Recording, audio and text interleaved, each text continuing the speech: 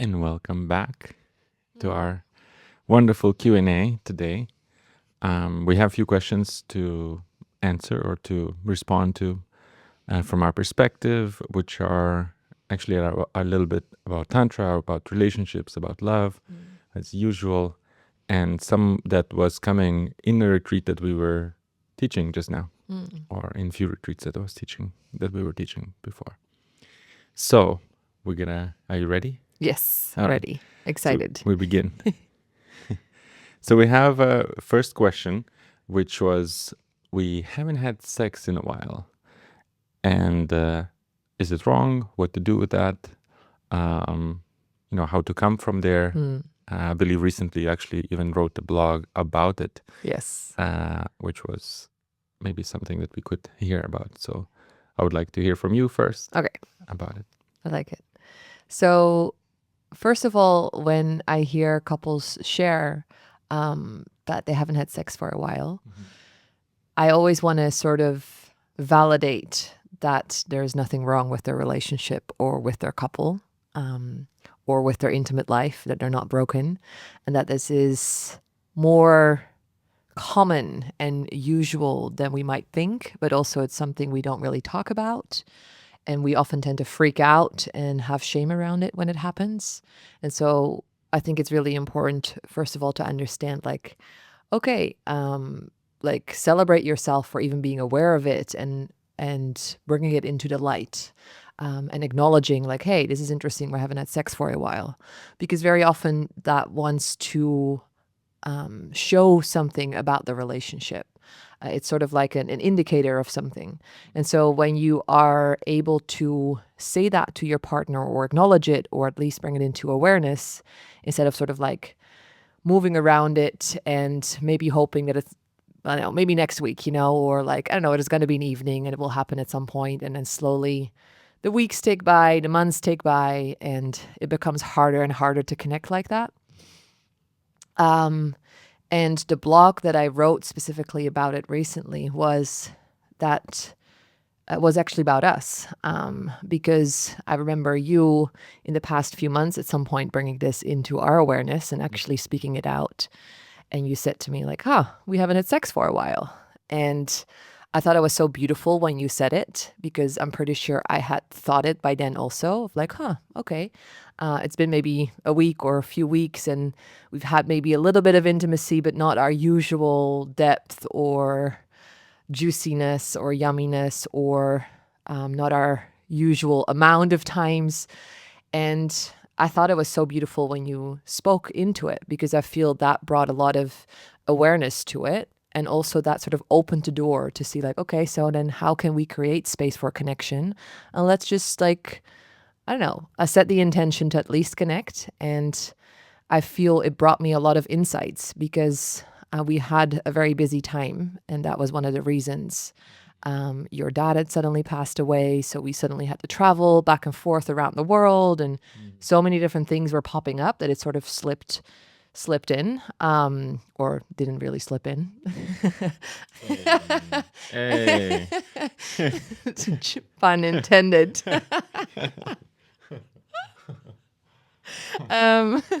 And True. and yeah, then I sort of lost my train of thought here for a moment. You were talking about the dad passing away. We're traveling a lot. Yeah, and it wasn't because we didn't want to. I think it was just so many things on our plate that by the end of the day we would always just sort of pass out. We would maybe make an attempt, but then just be too tired. And in the morning, we straight away had to get so many things done. So there was no real spaciousness there. And we also know that that's never an excuse. Not having the time is never an excuse not to connect. But then it sometimes requires you to actually schedule it, or actually prioritize it, or actually make a little bit more of an effort, instead of it just being a natural thing that happens. And luckily we have a lot of tools to connect in different ways, also intimately. And so, anyways, that was the initial thing that I wanted to say, but I want to give you the mic also for a moment around this subject. What would be your initial response when couples say we haven't had sex for a while? Yeah, it's interesting remembering our experience, Yeah. because, as you said, I mean, for us it was less. So it was maybe a week or a few weeks that we haven't made love. But there are couples in the world that maybe haven't made love for months and years, and sometimes even decades or decade. Yeah. And I feel like we all fall into the same place, which is somehow it didn't make sense, and then it makes less and less sense, and partially because the arousal or turn on is a lot responsive. When you're a long time with a person, you don't have so much dopamine surging in you, so you don't have like a spontaneous desire erupting. And because a spontaneous arousal, spontaneous desire to have sex, it's really a like a newness thing. You want it because it's a new person, it's a new experience, it's a like you turned on. I mean, there are many studies made with both bulls, I believe, and also rats, where like if you put a new female rat into a cage, the rat male is going to copulate, like make love to her or have sex at this point, I don't know, all the time, every time that you put a new female, Yeah. he will do it until he dies. That is basically what dopamine does. Newness will bring this excitation to have sex now. And so the more you stay together, the years and years we've been together at this point, over 5 years, like the dopamine drops maybe a little bit, and then there are ways to bring the dopamine back, Yeah. like doing new things again or rediscovering each other, Yeah. because we oftentimes forget that we don't really know each other. We think we know, and that's how we start losing the dopamine, because we start thinking, like, I know you, and Yeah. yes, you're like this, and oh yeah, you like that. And that becomes the Achilles heel of the relationship, because you start losing the dopamine because you're not excited about the newness of this person, even though every human being is new every day. Yeah. Every time you wake up, you're a little bit new, a little bit different. You don't see each other for a week, you're a little bit different. So even not seeing each other for a while can bring the dopamine back Yeah. when you see again. And that's why people, after not seeing each other for a while, then sometimes they meet up and they have this spontaneous eruption of sexual energy Yeah. again. So that exists, and for me, I guess the most sad part is when people don't make love for a long time, because the more you don't make love for, the longer it happens, the less likely it is going to happen, because it doesn't spontaneously already erupt. And then your habits become to not make love or to divert the energy to do something else. And we've had some couples in the past when we've worked, I remember they were saying, we have so much love together, we love each other so deeply, and we just don't make love, but it doesn't feel like we're missing anything. Yeah. Yeah. And they become more Common like one. kind of a friends situation. Like they are, of course, loving and they can kiss, but they're just more in the lovingness of a friendship, of a buddy, of some kind of a colleague, or some supportive like family member, but less of a passionate, partner, or of the opposite gender. Yeah. So that's basically where everyone can fall into, like kind of naturally, I believe, because of the hormones changing their trajectory, and then we become less and less prone to spontaneous desire. Yeah. Yeah. And also, I think then this sort of awkwardness kicks in, because I also noticed that with us, because, okay, then you spoke it and like, okay, so tonight we're going to do it, but then I think that evening we sort of ended up still being on our phones, busy, tired again. So then we're like, okay, in the morning. And I remember us then sort of trying to connect and both sort of having that intention and wanting to, but it's sort of feeling like a little awkward, like sort of, I don't know really how to touch you anymore, or like, how do we do this? Or there's this sort of, yeah, this trying to figure out then how to make that happen, which often,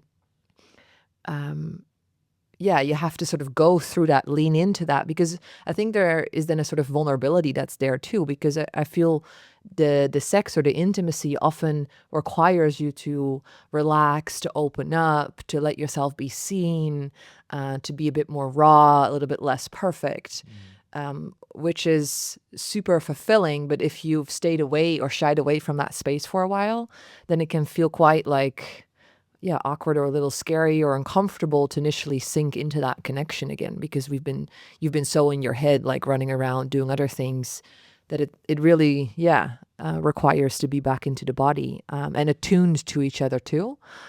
But it's very simple if we apply the same tools that Mm-mm. we have learned in tantric connection Yeah. or relating to tantric principles. Yeah.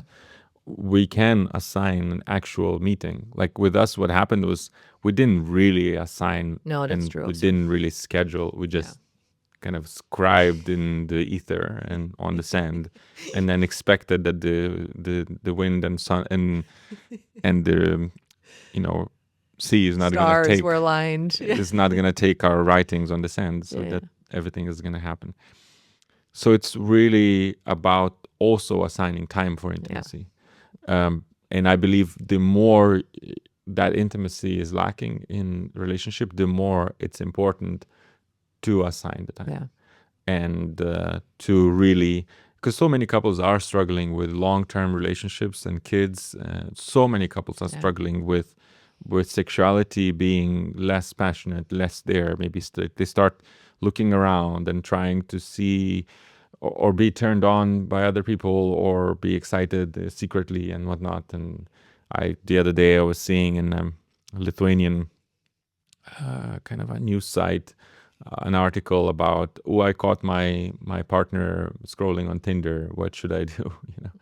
I believe this is in general different things. Of course, different people can choose different approaches, but it's something that happens. We miss the desire, we miss the turn on, and then up to everyone how you deal with that. So okay, maybe somebody's gonna turn on Tinder, maybe somebody is just gonna become more distracted from each other or far away, maybe distracting each other or yourself with phone and kind of like becoming more friends. And it's all the same story, which is hormones are going down, or the dopamine is going down mostly because this is not new per se, but now you need to rediscover the newness because the human being is still new, but our mind is basically saying, no, it isn't. I already know them. So then the excitation is gone, and then we don't like the responsive desire so much, even though it's mostly what we have as human beings. Or we like the spontaneous desire because that's what we see in animals. Yesterday we were walking in Amsterdam actually, and I was catching like a film of Doves. two doves, yes, kind of like having their little courting dance, and then Diki was on the phone, so you were not able to see it live. On a I call. showed the video. But it was like so beautiful how and so quirky and amazing how they danced around. And then she eventually turned her head away and she's like, okay, do it. And then he jumped on top of her and it took like, I don't know, 5 seconds, 2 seconds, something like that. And then she flew away and he flew away. And that is spontaneous desire. That is new two birds coming together. They don't mate the same time, the same birds again and again. It's like very little amount of actual animal species are monogamous, fully monogamous for the whole duration of life. Because it's not always very good from the evolutionary perspective, because your partner can die and then you basically cannot procreate anymore. So in a way, also that's why the dopamine helps. Dopamine helps newness. You find someone new. Okay, wow, I'm excited again. Let's go have fun. And I believe the only thing that we truly need to do is to bring back that newness. Yeah. And Tantra keeps us in that, or helps us to understand that. In a relationship, if you practice Tantra in a relationship, you rediscover each other, and you also learn that you cannot really know each other. Yeah. from the beginning, you cannot ever say, "Oh, I know you fully, entirely, and now this is boring. Moving on."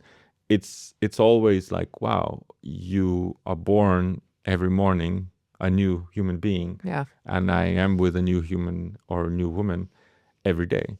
So every time we have a date or every time we have some discovery, even a conversation, I can be interested. Yeah. I can be inspired, and so that's very, very important, in my opinion, to be rediscovered dopamine. Yeah.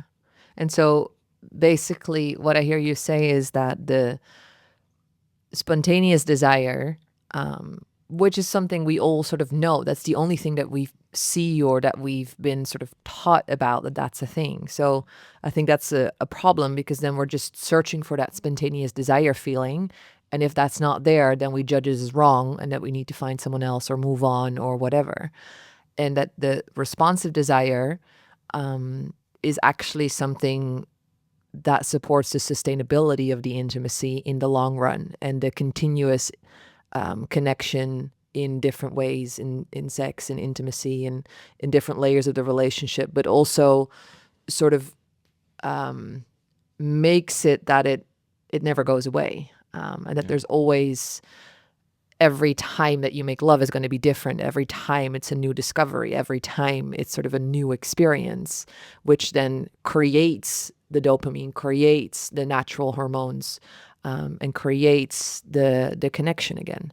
And that the responsive desire, well, I feel that's really what we've been trained in. And what I love about Tantra is that it's basically sort of a science that teaches you how to create that, because it's not something that it's not that difficult. But if you've not been taught how to create more of that responsiveness or that desire naturally, or getting in the mood without just waiting for it to happen and your partner to be in the mood too, yeah, I find that personally really cool, about what we've been trained in and learned, when it comes to Tantra and in the relationship. Yeah. Yes, absolutely. And then another story. So if people have been for a long time together, that happens. This happens where we don't have sex anymore. Another story, another study from a younger generation, Gen Z at this point, is having less sex than any other generation previous at the same age. And men at 30 oftentimes haven't had sex for a year, quite often. So it's becoming less and less, like sexuality becomes less and less actually available for people. Mostly they are also not maybe in a committed relationship, but I believe what truly is behind it too Yeah, because I'm like, what do you think is causing that? is the social media, which we are on right now. Because you can scroll and get newness and get dopamine again and again and again every day. You could even go on Instagram, which is kind of famous for only fans girl or whatever Yeah. content, which can be a little bit more sexualized, or you can go to any other social media which has that. And if that is the case, then you kind of become two things. One, maybe dependent to the social media to be getting your turn on. So some people would be getting the turn on by watching something. Maybe it is porn, maybe it is just reels. Why are you getting the turn on? This is again responsive desire. But when you come to your partner, it feels like a spontaneous desire, because now you're not on social media. Now you were actually just turned on by the media that you were consuming. Let's say it's porn or whatever it is. So now you're going to your partner and it feels like, wow, I'm turned on. But if I don't use this social media, I'm not going to have this turn on. So people are confused. You understand? It becomes very confusing. How can I then be actually turned on? Maybe I don't like my partner. And then you try to find someone else because it feels like this is not the right person, because they are not giving me that I should have naturally, spontaneously. I should just be turned on and interested in them without needing some media. And it's also because dopamine overloads the system. And so you naturally, your body is trying totally to be in homeostasis. So that means if you were going and bringing your dopamine up, it wants to go down eventually. So you were using this media and your dopamine was going up, up, up. At some point, you're not using it and you're starting to feel down. That's when people start turning the social media again and using the thing again to get the dopamine. And so you're going through these waves. And so these waves are going to be disrupting natural way of being. In the nature, you will not be going and getting so much dopamine all the time. It's just not likely. Yes, you maybe will find some berries accidentally, and that's dopamine. Maybe you find a partner, and that's dopamine. And but then you don't meet so many people. Another study that has been made with rats, which is very fascinating. There were few male rats and few female rats put together in a huge kind of a terrarium where it was like a rat heaven, you could say. All the food that they wanted, the water, whatever, they play the games. And they wanted to see what would happen. And so basically what happens is the population expands. So the rats started copulating and started, having kids and whatnot. And the population started expanding. And then at some point, scientists say that because of the overload of information, or overload of interactions, because the space confined was still the same. It was big, but it's not like expanding together with the population, let's say like that. So then there were so much interactions that the rats were having. At some point, they were having, and they're not needing to do anything for their, food, not needing to struggle too much. So then they become less and less interested in making love, in procreating together. And so men were found, or the male rats were found mostly grooming themselves the whole time, and female rats doing also that. And then eventually the populations died out fully. So it came to prosper, for like absolutely beautiful, huge, and then eventually degrade and die out. And everyone eventually died out. So that's the story. The story is when we are overstimulated, um, seeing too many interactions, we don't care anymore. We don't care about everything anymore. We don't have so much dopamine to just go out and experience life and experience new things. So we don't really maybe find the relationship necessary too. So that's what happens, I believe, with Gen Z, and then also what happens with in general people using social media or using media which spikes their dopamine. It's designed to do that. That's what pays the bills. That's what gives the ads the revenue. And so if that is the case, we have to be really cautious on how we use it, because it will affect our life.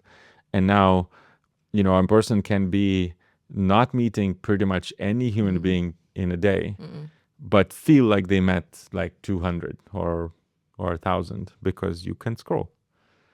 So you can get overwhelmed so easily, and it's impossible to care about everything in the world. It's impossible to care about every war that is happening or every misery that is happening everywhere in the world. And we can know about it all right there at our fingertips. So that, I know it feels like it's not related to sex, but actually it is, because it is related to dopamine. And so dopamine is spiking, overstimulation of connection is there, because you're feeling like you're connecting as a human being. You feel, oh, I'm connected to these people that I'm seeing.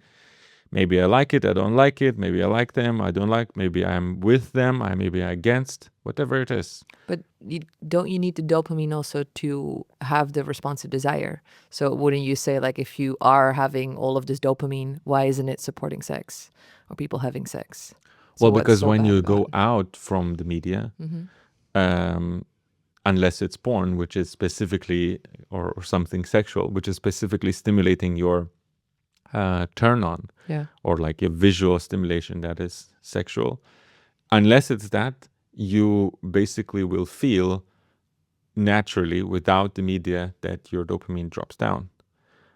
So Okay. then natural ways, even seeing your partner naked or whatever it is that you That see, doesn't spike doesn't dopamine. spike Ah, dopamine okay. because you already have been overstimulated. So So then you would need to be on your phone and have sex. you have basically the only way to do it is to That's have your phone, watch terrible. porn, and have sex. Oh no. We No, I mean can't. that's it's Yeah. seriously that is the only That's where we're solution heading. in that particular uh, scenario. Is that how I think we should live? Absolutely not. So don't get me wrong. I really don't think that is the way to live. yeah. But this is how we. There is no way out. I have tried myself to understand how social media works, and I have tried myself to see what it does to the brain and what it does to dopamine, and reading books about it. It's crazy. There is no way out. Like Mm, we have to find wisdom with this device or these devices. yeah. Now you wake up and you see a small screen, then a bigger screen, then a bigger screen, and then a big screen, and then a small screen, and then Yeah. smaller Yeah. screen, and then you go to sleep. It's like, Well, the way out is to sort of like decondition yourself out of using as much screen time or all of these things and bring a lot of meditation and awareness into it, I guess. But it's not an easy one because all of these things are designed to keep you addicted and to keep you on it. well, we need to Yeah. bring awareness and wisdom, and that needs to be coming from within. Yeah. And that is again what Tantra teaches us. Yeah. To bring that wisdom from our inner insight, from our inner self or higher self. Yeah. Maybe that comes from meditation and noticing when we're taking the phone, why we're taking the phone, what is it that we are trying to see or we're trying to avoid Yeah. when we're doing that, and then reducing that to a minimum. I understand it is required for many situations and for many people, but maybe then there are moments when we can put it down for a week or Mm-mm. two, go on a holiday or just be in nature, And and yeah. that would help us to reestablish the connection with self, so we could start having that wisdom. Because the thing is very difficult to listen to your inner voice if you have been overstimulated through this external media, Yeah. because you have to listen to your inner voice to tell you how much you need it and how much you don't, Yeah. how much is okay, how much is not, and that it's very faint voice. Yeah. So you have to be attentive to it, and it's very difficult to do that when you have overstimulation. The thoughts are running, because here I've seen so many crazy things happening around the Yeah. world, and then maybe also sexual things and crazy things. Everything is there. Yeah. Well, So and if you ask every stupid question that you have, like to ChatGPT or something, instead of thinking about it yourself, you also stop training yourself to get your own answers. If you're relying constantly on Google or whatever ChatGPT to give you all the answers, and then you forget that no one can give you the answers to your questions except for yourself. yeah, I believe we're having a lot of fear of missing out, Mm, which basically fear that if we are not going to be using this AI, if we are not going to be using this media or social media or this device or this screen or this new gadget, mm, then we're going to lose in life.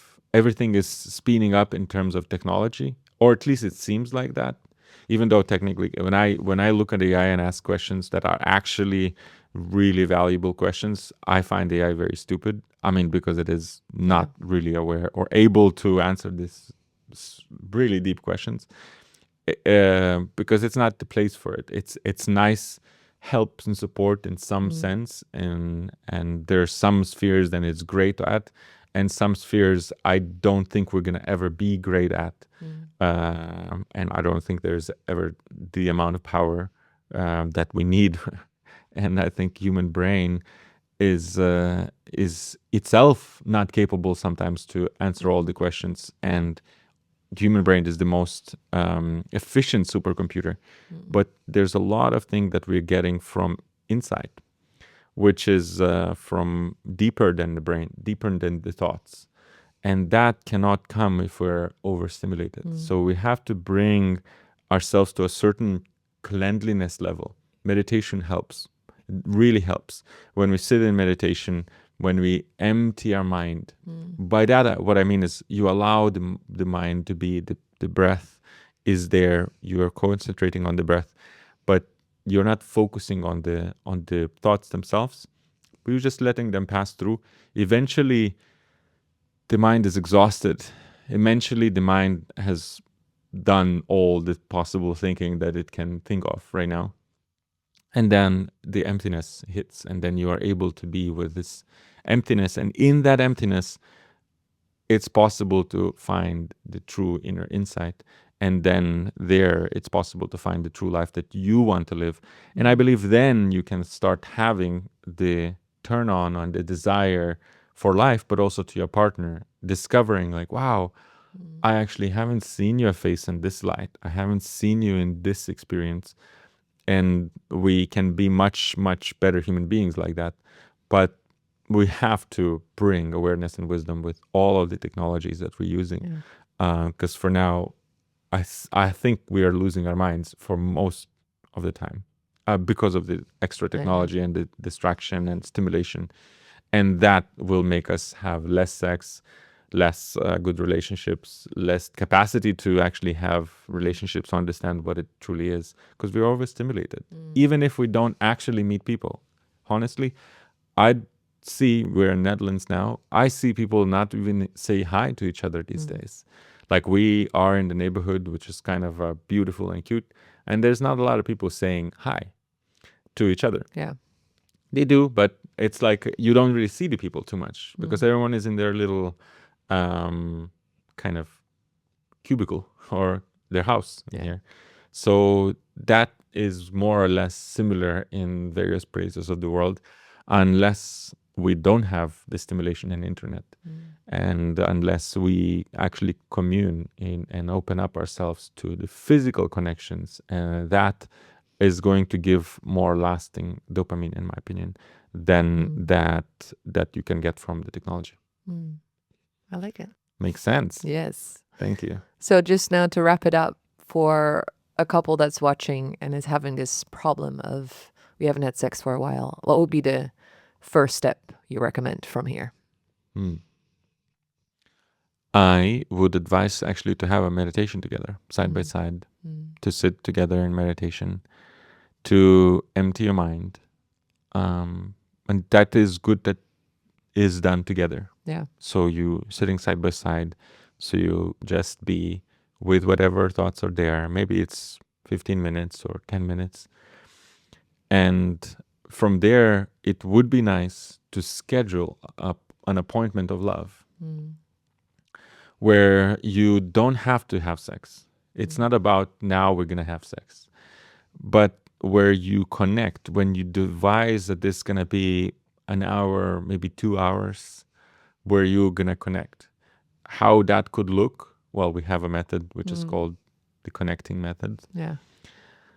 the relationship connecting method. But if you feel like, well, we want maybe something unique, our own, simple, it's okay. Just exchange a massage. Just exchange a simple thing as sharing touch, loving, caring, attentive touch, where you are consciously connecting with each other's body, not like a kind of trying to fix a tractor in a Russian way, like with a hammer, but really with love, with connection, with awareness to each moment of touch. That in turn will raise the responsive desire. And it's going to be helping you to start seeing your partner different. In Tantra, we have this technique called transfiguration, where we see each other's eyes or we see each other's body or whatever we look at. And when you start seeing that as a divine, so it could be the human being, it could be their body, or it could be even nature. But we start seeing that as a divine. That means that it's a divine expression and it's a unique expression. It's not Tike and, I've seen her, meet her, da da da, but it is a divine expression. And just that point, the capacity to be there, to not see it as the person and their name, but to see them as beyond just personality, that there's more, will help you to start embracing the newness and experiencing newness. Because the newness is always there, but we need to allow ourselves to have it, that it is not, hidden under the mind's default mode network. So basically, that would be my advice. Sit in meditation beforehand just to empty the mind, because it is important to empty the mind from all the life and struggles, and maybe stress or whatever is there. Yeah. If it is difficult to sit in meditation, for some people it is, do a workout, like workout where you would sweat, or you at least really feel like it was challenging, difficult, or physical, or a dance beforehand, and then sit in meditation. That means spine is straight, you're just focusing on the breath, eyes are closed, and you are with your body, mind, and emotions. That will empty enough so we could show up for each other and then exchange a massage. And then you'll see, without pressure or a goal that you have to have sex, see if that wants to happen. But you have to approach this with loving kindness and awareness, because there might be other things that we haven't spoke here, that are happening in your relationship. There's so many different nooks and crannies that people can go into. Maybe there are some passive aggressiveness in the relationship. Maybe there's some unresolved pain in the relationship. Maybe that is what is making you struggle. And if that is the case, during the massage, it will show itself, because you'll be doing it with loving awareness. And so with that, you will need to allow it to show itself. And that means to embrace, apply loving awareness. That means meditative awareness and love towards whatever is showing up to you, and not forced to have sex, but then resolve it and then do it again next time. So that means next time again, assign 1 hour or 2 hours, have this meditation beforehand, and then go into a massage exchange where you both are receiving at some point. So at first, one person is receiving and one person is giving, and then second, round would be the vice versa, would be the other person receiving, the other person giving, and then see if that brings more connection. And eventually, if you apply that few times, and you really, if you want to learn new techniques on massage, you can, of course, beforehand, and apply that. That will give you the newness. Then eventually you will notice that the spontaneous desire is going to show up in those moments, which is actually a responsive desire, because you are here massaging, being with the body.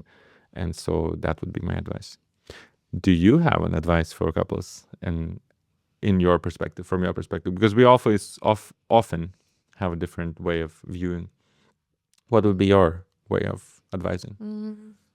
I align a lot with what you're sharing. I think the first step would be to communicate this like out loud with your partner. Just have a little conversation about it, not trying to fix it, but just being like, hey, did you notice also, or I've been noticing this, that we haven't had sex for a while, or we haven't really been intimate. Maybe you share how that's making you feel, or that you're potentially missing your partner.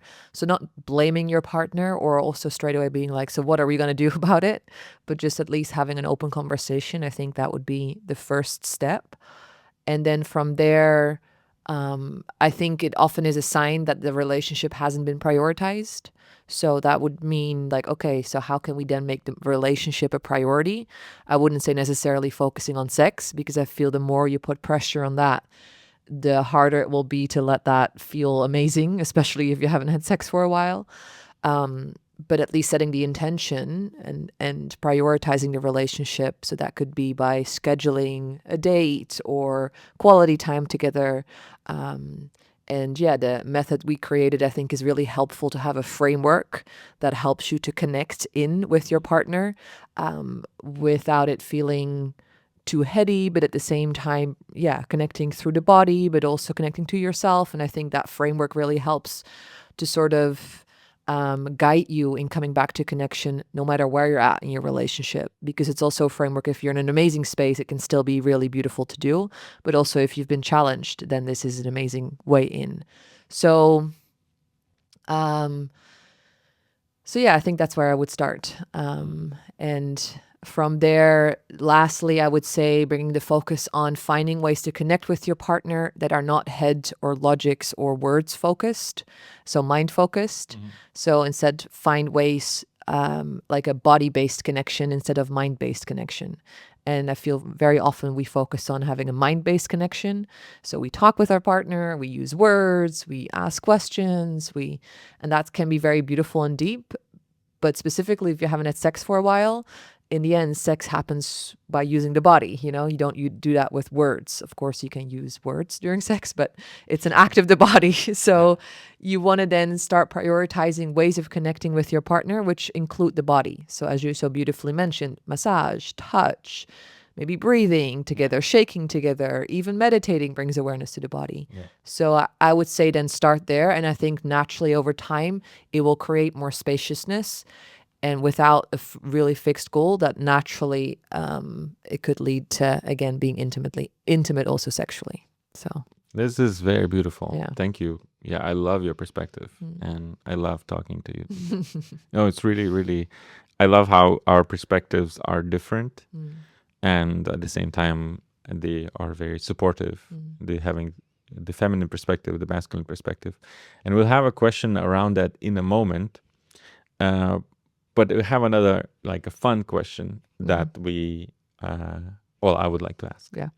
Which is, we had the Valentine's just recently. And I wanted to ask you, I haven't myself thought about it too much, but I will need to answer it later also, I guess.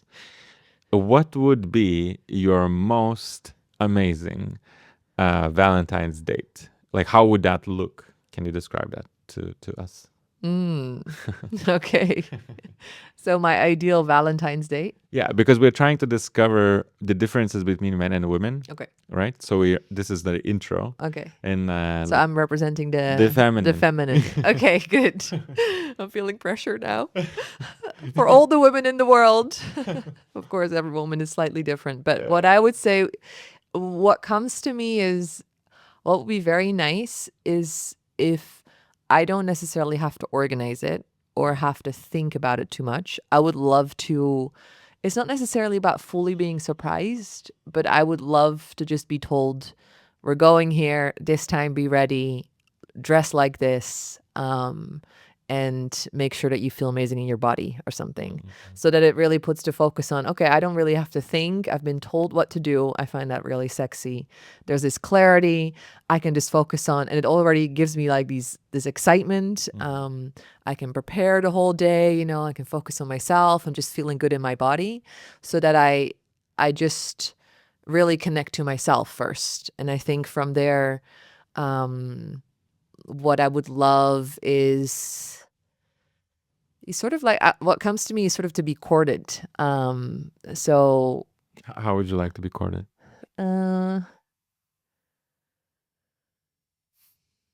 It's like to be flirted with, but not too directly, but to be adored. So yeah, receiving compliments or opening the door or like, I don't know. This is like not that easy actually to think about my favorite date. I also love adventures, so I'd love to, whether it's like something or an activity in nature, or actually where we learn about each other or we practice something together. So I think what would be really nice is to have a sort of way to connect that sort of builds up to potentially being intimate later and just having like amazing lovemaking, but that doesn't focus necessarily on lovemaking initially. But it creates this bubbliness, this attraction, this just excitement with life. And then from there, just eventually having all the time in the world to make love and like to sort of build up to really passionate lovemaking, but maybe to be massaged or caressed or take a bath together, and the setting to be romantic and beautiful and something like that. Yeah. Wow, I started warming up when I was hearing your answer. Wow. Okay, that's I was not taking notes, So but I would say there's like three elements to it. The first one is sort of like there's this leadership so that I can sort of surrender and relax. Then there is adventure or an activity or connection moment. And then there is the love making. But I would say the more feminine approach. So taking the time and spaciousness and yeah, allowing it to be a play, a build up without a specific goal. Those three elements. very nice. So we're taking notes, men taking notes. Very good. And so my answer, Yeah, what would be your ultimate favorite date? well, it would involve. I was wondering. I must have like full transparency, but Yeah. at the beginning, I was wondering whether or not I should say there might be more than one woman involved. No, In but the date. wait a second. I was just trying to tune into the like typical man's experience, you Mm-mm. know. So, and we know that there's more testosterone rising when there's more. Well, of course, when there's newness, it's the same. Men raise their testosterone, but also in general, just seeing women or seeing women's body parts and whatnot.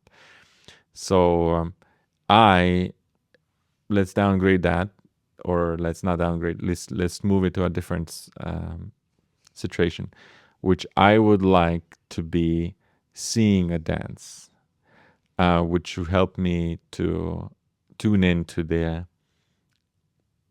beauty of the feminine. I would love to receive a sensuous massage. It doesn't need to be sexual. I mean sensuous. That's something where I can feel like it's like water with a little bit warm water or like almost hot water massaging you. You know, the feminine sexuality is known to be like water, so that I believe that'd be really beautiful to just be massaged by a juicy feminine. I do mean you. Well, now I don't know because you said multiple women. So I'm like, I do you just want to have a dance with multiple women dancing for you? Multiple women giving a sensuous massage? Like, no, I was just you know that is the thing, because some men are more like higher in testosterone, some men are less, and for some men multiple women is the way to go, and for some men one is the way to go, and that's why we can't really decide what's the better way to do. And also it's really important to understand where you are as a man and to truly embrace. And by embrace, I don't mean to be polyamorous if you are higher in testosterone, but just to understand that you maybe more going to be leaning towards wanting multiple. But in any case, to take it back, I would like services. I would like a massage. I would like to be danced for. I don't know if I want anything other than that. I think a nice ambience, like a nice satin bedding or something like that, or a nice view. Woman is already a nice view, but it could be somewhere in the mountains for me personally. I enjoy the openness of the valley or overseeing the valley in the mountains somewhere, and being in that space where we can connect. And I would love the feminine to be in her feminine. That somehow I feel it again is similar to as it was to you. Not so much about the sex part. It's more about adoring her part. So if she adores herself in the dance, if she adores herself in the massage, and at the same time, is enjoying the massage and the touch, That would be so, so beautiful. I feel like I'm describing this and I heard yours and I'm like, we should do that. Well, Which, I'm definitely inspired. yeah. And what I find funny is that um, they're like opposite approaches Mm-hmm. because like f- I start from the external, which we also know feminine sexuality or the way into feminine pleasure is from outwards, sort of moving inwards. And that's actually what I described. And you, in a way, start where men's sexuality is more from inwards moving outwards in that sense, Yeah. or like door into next level pleasure. Yeah, So I'm you like start more at the core, like at the bedroom, we're like, bedroom, the good the only hotel thing we need room. to go is bedroom, and maybe later on we can get a nice view and fireplace or something, and like whatever, go for a walk. And I'm like, we're go out for a walk and like do all these nice things first, and then we end up in the bedroom at some point. I actually have a very nice place in Finland that I'm still planning to invite you one day for that nice view. So, but how do we bridge these two? So Just like one date at a time? that is a very good question, and this brings us to the question because this was the intro. Ah, okay. The question was, and I need to read it out. Here it is: how to meet each other's needs in a relationship. So we know that men and women are the same species, meaning human beings, Yeah. and in most of the time we're very similar. Yeah. We have two legs, two arms. We have mouths. Very, very similar. Many things are same, but then there are some micro differences that, in some situations, start feeling like huge, like what you Big just differences. described. Yeah. So I want to say that first, that we don't think that we're so different because we are basically Yeah. the same, but then there's micro differences that in some situations Yeah. start feeling like the biggest thing in the world. Yeah. So it's not like a monkey and a crab trying to have a No, I relationship think it's together. still good to remember we're both humans. Exactly. So at the core, there's that humanness. And then our biological system is designed differently, Mhm. which makes that there are some differences, which are sometimes confusing to people or can create this feeling of disconnect or this feeling of like, we're so different. But at the same time, it's good to remember we're both humans and we're designed to be like the perfect team. We're designed in a way like we have our opposites, but they fit really well together. That's how I like to always remember it. Yeah. So I like having this ABC approach to Oh, this. what's that? Well, basically, in short, the A would be accept the differences or accept Yeah. the similarities and the differences.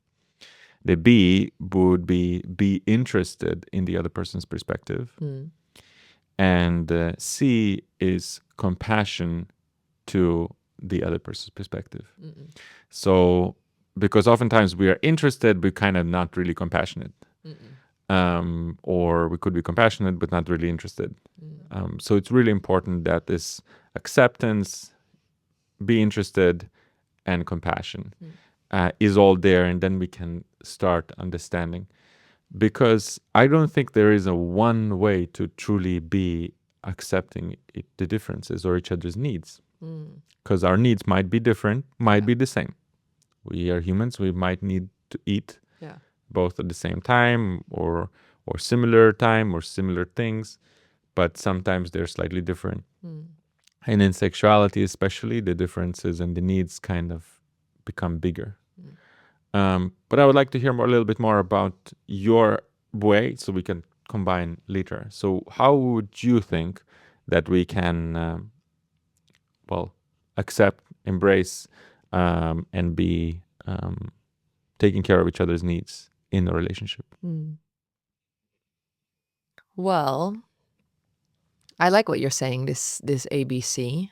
I think what not to do is trying to fix the other person or change the other person, to then sort of make sure that we can match up. I think it starts with, just embracing or accepting the differences and being very curious about them. Because as I said, often it makes you a really powerful team and you complement each other. and you have a different skill set, and so your different needs often bring a lot of aliveness to the relationship. Because I might have a need that is not necessarily your core need, but it might actually inspire you or teach you something new or open up a different way of thinking, and vice versa. When you have a need that I don't necessarily have or don't necessarily really understand, it does bring or invite me often into a different way of being or seeing you or seeing the world. So I think it has a lot of potential, the difference in needs, to bring a lot to the relationship and to each other. So the curiosity, I think, is really important. And from that space, really being curious about your partner's perspective. So not curious about how it could still sort of work for you. Like if you would understand, then, oh, you could maybe figure out how to make it sort of match your needs. But really be like, okay, wait. For example, this difference between men and women around sexuality. Okay, so you as men have this, like, your way into real pleasure or feeling really respected or connected or sexual is like honoring your sex center first, or your sexuality, and really embracing that quality brings also the fact that you can lead and are inspired to show up and get things done. And so instead of me constantly being upset about, like, oh, your approach is more towards the sex, well, I would love first to do all these other things and feel connected in love before we have sex, to be like, okay, that's very, very interesting that that's how your natural system works and that you have different needs around it. And really understanding that often that is your way into wanting connection. Like, for example, with men, once I understood that often when a man makes a sexual approach or sexual innuendo or something, they're not necessarily saying, I want sex. They're saying, I want to connect. I think you recently said that in bed when we were sort of like trying to connect a bit or waking up. And I was like, I'm not ready for penetration or something, I said. And you were like, I don't necessarily need to penetrate. I just want to connect. And that was one of those moments where I'm like, oh my God, okay, wait, then I can be with you. Because I started freaking out and sort of closing down, because I'm like, in my mind, I was thinking, I'm not ready for penetration yet. And this is too fast. And I don't know. And then when you said that, I was like, oh, wait, yeah, like you're not trying to just have sex with me. You're trying to connect. Okay, wait, I want to connect with you. So I can be present here and honor this and get out of my head that needs to go a certain way. And so that's what I mean by really like deeply understanding and the real need, which was your need in this case example, was to connect. So what I said, I said the curiosity. Another way to bridge these different needs, I think once you bring the curiosity and the true understanding, then it gives the space to come up with sort of creative and intelligent ways to find a way to make those needs happen, or to fulfill those needs. And also to understand what's the deeper need underneath, and is there a way in which our couple can provide that for the other person. So also thinking in the relationship energy and not just the individual energy, because what I like to do is like, okay, we have different needs in a relationship. We're together as this team. So the relationship in a way needs this. If you need this or I need this, and they're slightly different. So then how can the relationship provide that or create space for this need to be fulfilled, or for the other person to be nourished? Some of those. I like this. So then this is a little bit of turn of this question into the previous question. So we had these two different ways of having the best Valentine's Day date. Yeah. It was your approach and my approach. My approach being maybe a nice hotel room, a dance for me, a massage for me. Yeah. From like a juicy Shakti from you, but in terms of a juicy energy of the feminine. Yeah. And that basically fuels me and turns me on. And from there, it's an open-ended thing. It's nice if it's a nice view. Let's see. And then your approach was to be led, if I'm correct. So correct me if I need to add anything. But what I heard you say is to connect in a way that you would be led, that there would be some adventure, and then eventually it would be leading to how it would be, if you can tell me. Well, from there, I would say, yeah, being in a nice bedroom together and being massaged and just really taking the time and to be pleasured and adored over my whole body and eventually making love. Yeah. Perfect. So now, this is awesome. We have the differences between men and a woman. We have the best date that Modestas would like, or the Modestas representing the masculine, the best date that DK representing the feminine would like. Now, the answer is going to be different, but how you from yourself can make that meeting of both of our needs together, how would that date flow, in your opinion? Knowing what is my Yeah, I understand. Yeah. nicest date and your nicest date, and there's going to be your answer and there's going to be my answer, and they're different answers, so you don't have to answer for both of us. Just think about what you can do to meet both of our needs, and then I will answer what I can do to meet both of our needs.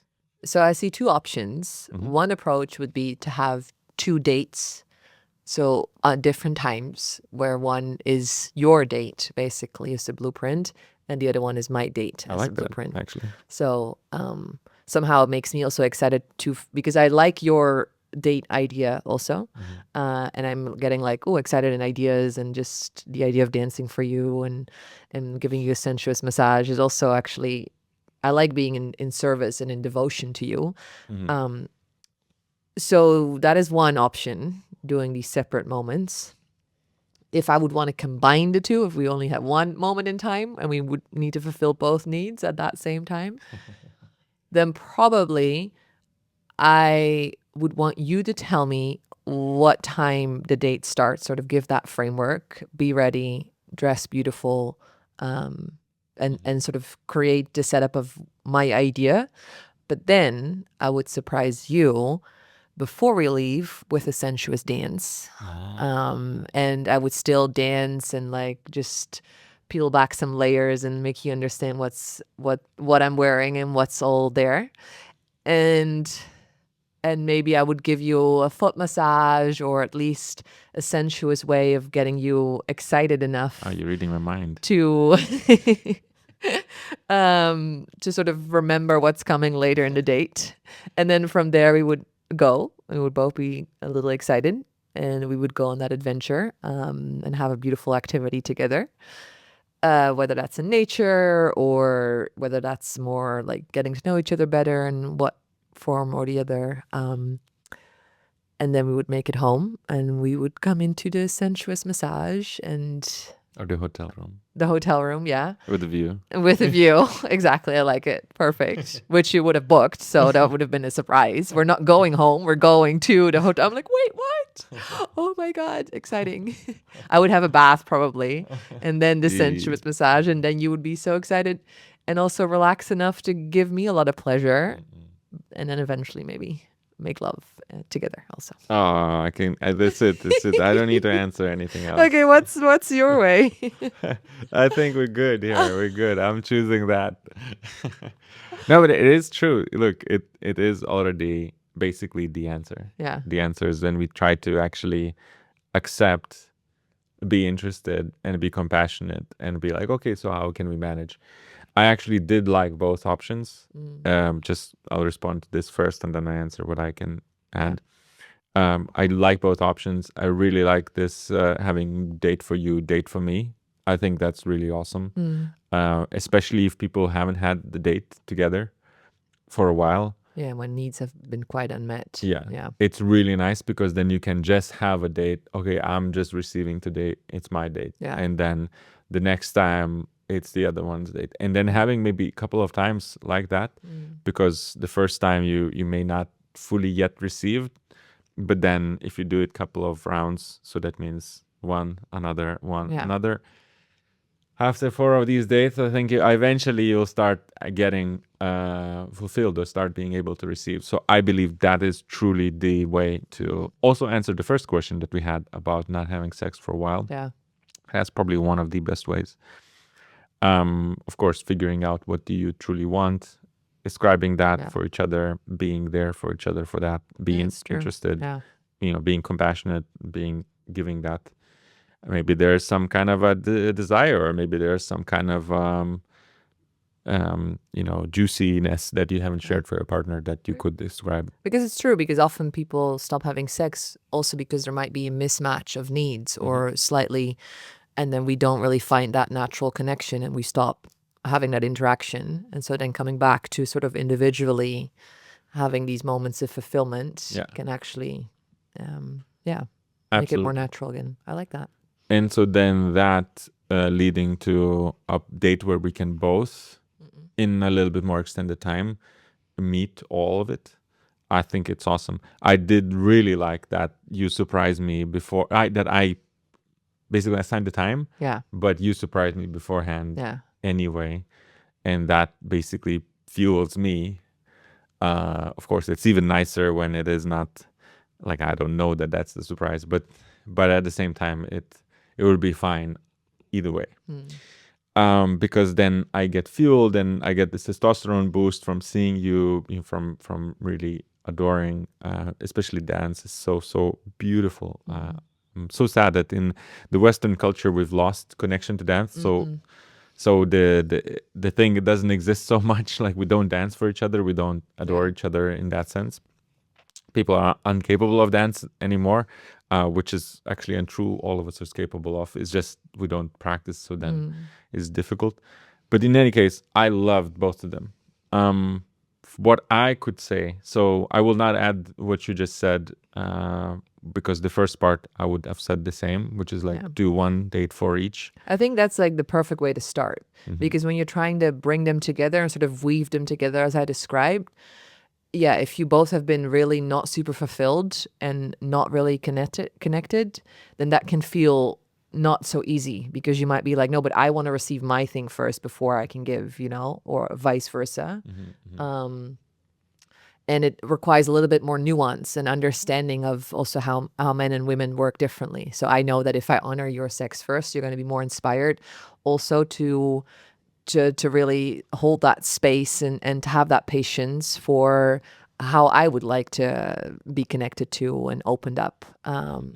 And vice versa. Like, that if you approach me like that, you're way more likely to receive a dance and a Yeah, sensuous massage, etc. So, yeah. I like that. So since your approach was basically giving you the initiative first, my answer is making me in the initiative first. So my answer is a little bit more tantric. In a way, I would put my needs a little bit back for a moment, which basically means that I'm not trying to now make you to dance for me first. Which what I would do is I would practice within myself accepting my own sexuality before the date even started. So what I could do is I could do a self massage to myself, or I could do, so this is not in the date, so this is a few hours Prep. prior or a Yeah. day prior. I basically have a self preparation. So when my body is cared for, I could have even could have a self pleasuring session, you could say, but not with let's have some tea. Sorry, what's It's okay. In a moment we'll make a break and then we can make more tea. So okay. so I would basically be able also to do a self-pleasuring session, but it's important to not have ejaculation. So I'm cultivated my yang, cultivate my energy, but I also am diverting it for in and up, because that is what would happen if a woman would dance for me. It arouses my sex. It arouses my sex through the eyes because men are visual, but then I am not allowing it to like straight go into sex, right? And that is basically a tantric approach right there and then. It's like you see, you adore, but you move the energy in and up. Or by in and up, I mean you just don't have sex and ejaculate. So that would be my preparation for myself first. If I have done that for an hour or two or even 30 minutes before the date, that same day or prior, I will be much more likely to be able to be very romantic to you and very present and be with you, because I have accepted my sex. We know from tantric approach that from this the differences between men and women, a man would be more happy to receive the adoration of sex center, of sex energy, sexual energy first, and then from there his whole chakra system opens. For women would be from the heart, and then the whole chakra system opens, and that means also the sex. So, but if I have accepted my own sex first, then that can be the opening. So I don't need the Shakti for that per se. I don't force her to be like, now you need to do it for me. Instead, I say, well, I maybe haven't done that for myself either for a while. So then I need to accept myself. Yeah. So that is maybe a touch, maybe a massage. Most of the time, it would be including touch. It could be also with dance and movement, but not many men are really comfortable with sensuous dance and movement within their own body. So if that's the case, then massage and no ejaculation, not having a goal, not riding yourself somewhere, no porn, no stimulation externally. That's not okay. So with that, I would basically able to show up for the date for you. But what I would change is I would book 2 nights in the hotel. I like it. So my approach would be then I would invite you for a date. I would be adventurous. We're going somewhere. We're going to Finland, like flying out. That's it. You have no choice. But but I have booked a couple of days or maybe even 3 days. Oh, it's such a nice sun now. And then with that, we will be having a lot of time to give what you need. And I do believe that at some point, because I've already started cultivating the energy in and up within myself, then I would not allow myself to also ejaculate the first night if we are making love, if we would be coming to make love. I would actually be like as much as possible till the last day, till the last night. Basically, that would be the idea, because I'm trying to cultivate the energy also within you. So my answer is focusing on me. Your answer is focusing on you. Yeah. So I'm focusing on what I can do to make sure that even without changing you, I can make you want to do what I want. Yeah. And so in that kind of essence and energy, eventually we would build this energy together. So I would give the massages to you. I would give the adventure to you. I would guide and would lead you. My testosterone is high because I have self-pleasure, but I haven't ejaculated. Then I feel really safe, secure, and strong. And then with that, it's very normal and natural that because I feel safe, secure within my sexuality, I'm not asking or grabbing anything from you. Yeah. Then you will naturally be like, well, maybe let's have sex, and that is a way that eventually Well, yeah, if how it like happens. you're gonna make the feminine sort of beg for it, at some Exactly. point, and that's very sexy. So, but these are like more sexual needs. For example, That is true. or like we talked a little bit more about having these different dates, which then sort of led us to this question, and we were already on the more intimate, juicy, sexy vibes of the date. But what if we would have different needs and how to bridge those when it comes to a big difference between men and women around like space versus connection time? So what if one person is like, hey, I want some more alone time or some more space or more of my cave time, and the other person is like, I want more connection time, more quality time? How do you bridge these different needs? Yeah, that is a very good point, because we started, I guess, with this whole Q&A about adding with sexuality and people not having sex enough. Then it taints our answers, but it's true. So in this case, I would say it's really important to still do the ABC, which is accept that there are differences, that you look at the same situation from a different perspective, be interested in the other person's perspective and why are they thinking like that. You don't have to like think like that yourself, but be interested. You accept that it's the case. You will be interested, and then be compassionate, or just compassion to the perspective of the other person. Can I suggest another meaning for C? See, So like we have accept and then be interested. I would say be curious. I like And be then curious. C is co-create. Co-create. Or I something like it. like in the sense of, That's true. yeah. That's true. Anyways, that's what came to me. So Continue. so that Yeah. ABC is in the works here, and adjustments. So in the co-creation part, I believe it's really important to for both of you to sit down separately and to really write down what are your needs, what you haven't met yet. And this brings us to this very important aspect in also tantric relationship, which is what we say freedom has higher value than love.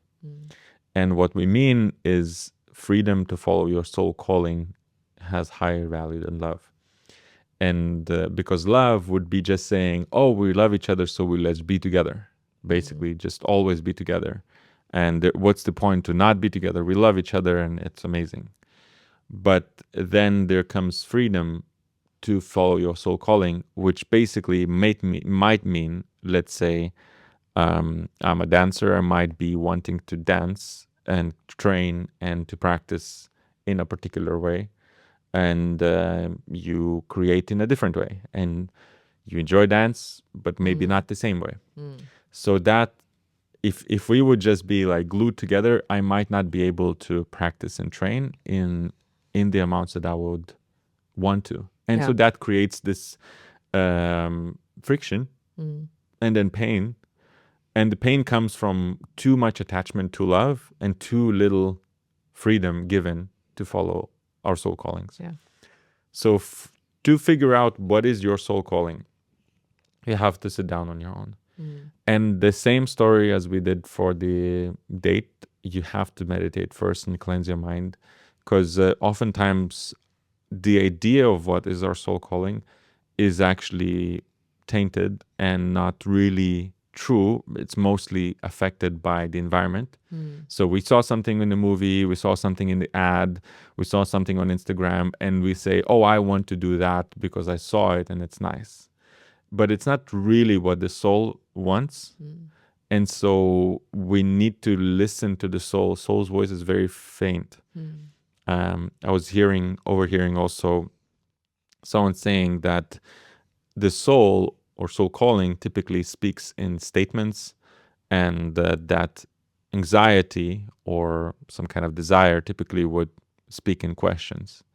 So if you feel like, oh, what if I would travel there and here? That is desire and anxiety. It's not really I want to travel here or I need to travel there. I want to Interesting. be I here. really like that. Yeah. So listening to this, that a question, if a question arises, that's probably just like marketing. Marketing is giving questions. Well, it's always giving questions for us. And then it kind of answers it with itself. So it's like the ego trying to market itself. Yes, basically marketing. Ego is marketing. So I would say sit down separately, do a meditation separately, sit down and write down what you truly, that's like really writing down everything, what your soul would want. Then do this meditation again a few times, not the same day, take some time. Don't use social media, don't use any kind of media that would distract you or to focus you on things that you believe you want but actually might be not. Because you need to be very, very sensitive and in that sense cleansed. Your mind needs to be clear. And then you sit down together and you compare your notes. It might be that one of you wants to sit and meditate and be far away in the mountains, and the other one wants to have a family. And you could say, oh, well, that's not possible to be done together. But is. Many things are. We just need to apply a little bit of awareness and lovingness to this whole situation. Yeah. And so instead of trying to get everything here now, Yeah. I want my thing, like a little child, like, where's my candy? I want Yeah. it now. To say, okay, you go meditate Yeah. and I will be here Yeah. and I will take care of my needs. And then when you're ready, come back. Let's Yeah. create the family. Yeah. There are many ways, or could be that let's create the family and then afterwards I will go meditate. Whichever it is that you feel like it could be happening, or it could be even a tantric relationship where you're like, let's create a family and meditate, because tantra is a householder spiritual path. So we could be actually having kids and meditating together, and that makes sense. So let's do it. Yeah. And if we both subscribe and if we both assign that this is the family that we're creating, it will work. So it's not to say that there is one answer. And it's so many times I can see that people are confused about the compatibility because Yeah. they hear this thing from each other. Oh, it's not compatible. Like, you are definitely too far. I don't want this. Yeah. But this is the answer of the mind. Yeah. That's why we need to sit down on our own, write this down, then cross what is not true, what is not Yeah. really coming from soul calling, then eventually come to compare notes. Yeah. And once you've compared notes, don't go into now conversation. Again, sit and meditate, Yeah. which basically would describe to you the meditation might be the answer of how would you do this. Yeah. And it cannot come from the mind, because life is not all coming from the mind. It's mostly a happening that is happening without the mind's involvement. The heart beats, the lungs breathe, the mind thinks, but it just thinks about thoughts. It's not necessarily doing anything for life. It is creating the predictions for the future, and it's analyzing the past, but now is happening now. And so meditation is really what helps us in the here and now. And the mind is just helping us to predict the future, but we sometimes too focused on the future or on the past and too little focused on the present. So that would be my advice for kind of a I like it. non-sexual per se. Yeah. And also because I feel our relationship has shown that to me over and over and over, where sometimes we have needs that seem not compatible or seem like how to bridge this, but it's always been a way. And that's so fascinating. And it's also shown me that if you really tap into what's underneath the need truly and you meditate with that, there's often very beautiful ways in which that can be fulfilled, which is not necessarily logical or something that but in a slightly different way. But still, like, it fulfills it. It's there. It's possible. And so, like, this really random example of yesterday, we didn't really have opposing needs, but we were like, let's go and watch a movie in the cinema. And so we showed up at the cinema and we walked in and we're like, do we really want to go watch this movie? And we were standing there and we just sort of shook and meditated for a moment. And then both of us looked at each other and were like, let's just get the popcorn. Let's just get out of here. We'll go sit in the car, watch a little bit of something, a little bit of the movie. And We had the movie in the computer. yeah. And then we ended up like having the need fulfilled, or the initial attraction towards the cinema was there for whatever reason, because I think we just wanted to relax and have a cozy experience. But then we didn't waste any money on the cinema and all that time and didn't have to watch the whole shitty movie, which like, and we were like fulfilled. And it was just so like, we sort of listened to the need or listened to the attraction and then actually paused ourselves to be like, wait, is this really what we want? And then we figured out there's something here, but we don't have to do the whole thing to make it happen. I don't know. It was just once again, an example where it's possible to meet needs, but sometimes in a different way, which actually are more fulfilling. And the meditation aspect, I think, is so important. Yeah, and if someone is listening from the Hollywood tribe, what is going on with the movies these days? Why they're so Like the bad? first half is okay, and then it just goes downhill so It fast. Yeah, I think the good movies now are like last like 55% of it is okay or great, Yeah. and then that is it. And the bad movies are like 25 to 30% of it is good, and then afterwards you're like, okay, why? It's the same thing again and again and again. And it's sad because it would be so nice to go to movie Like theater and have and an be, actual good movie, yeah, that yeah, like makes you like I don't know, contemplate life and feel like, whoa, I watched a really great story and this was worth my time. And yeah. that's not very often the case It anymore. is very, very rare. So that's basically why we ended up being there and be like, okay, well, Mm. um, I'm not sure if it's going to be worth our time to really be invested with our finances and with our time and our presence, our bodies being there.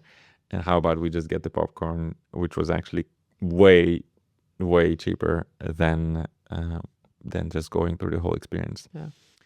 Yeah, and at the same time, in terms of less investment in the bodies, like less stress on our bodies, because Mm. we had the movie in our computers. We just wanted, or in my computer, we just wanted to use it like big screen and actually invest there. But then we ended up watching part of it on the computer and be like, oh yeah, that is actually a bad movie. And somehow it was actually ended up also just being such a cozy experience, which we'll never forget. We would have forgotten the experience if we would have Yeah, watched this movie in the cinema. But now the fact that we got the popcorn, then left sat the in the car. cinema, but we had the nice popcorn, then sat in the car, which is super cute and cozy, and just watched part of the movie there on a little screen in the cinema parking lot. That's an experience we'll never forget. Yeah, So it's like that's true. win, win, win in all the ways. All right, let's call a Yeah. break for now. Let's make some tea, Mm. and we'll come back in a moment to Mm. see our next questions. Okay. Thank you, Deacon. Thank you.